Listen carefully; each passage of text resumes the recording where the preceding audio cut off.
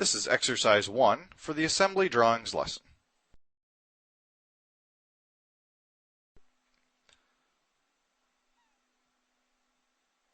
To begin exercise 1, again start with the exercise open, and then we're going to select New and select an 8.5 by 11 inch drawing template.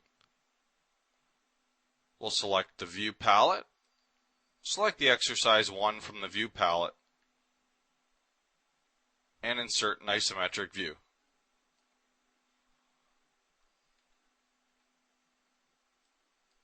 Let's go ahead and shade that view. I have a custom scale of 1 to 4.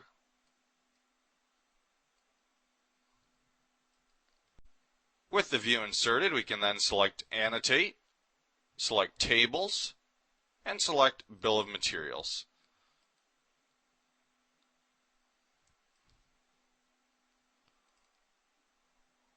We'll show parts only, starting with 1, and we can then select OK. We can now drop our bill of materials, and let's just adjust the columns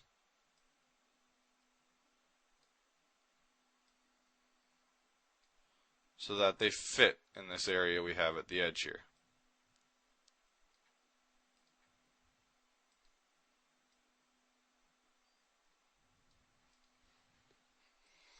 Next, right-click, select Annotations, and select Balloon. We'll go ahead and select, note I accidentally caught that line. You want to make sure that I'm catching the face, and we know it's the face because it's a circle and not an arrow. There we go. So sometimes you're going to have to zoom in a little bit. Another method you could use is to apply the face filter so you know you're catching the faces. I'm going to delete that extra one. And now that I've got my balloons added, I can go ahead and create individual drawings for each one of these parts. Before I do so, we need to edit the sheet format and set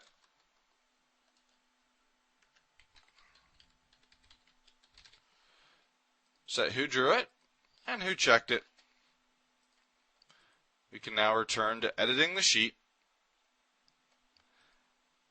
And then again, if we remember to add another sheet, we'll simply select Add Sheet. And again, we'll select View Palette. This time select Browse.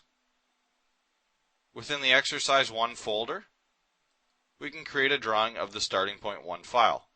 Select Open. We're going to use the front view as the front view, and then drop our 3 views as well as an isometric view.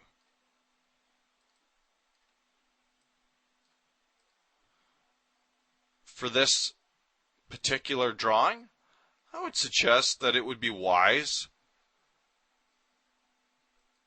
to have a detailed view of this dovetail.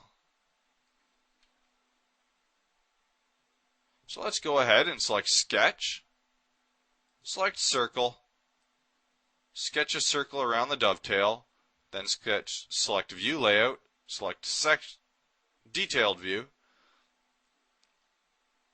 and we'll insert a detailed view at a scale of 1 to 2.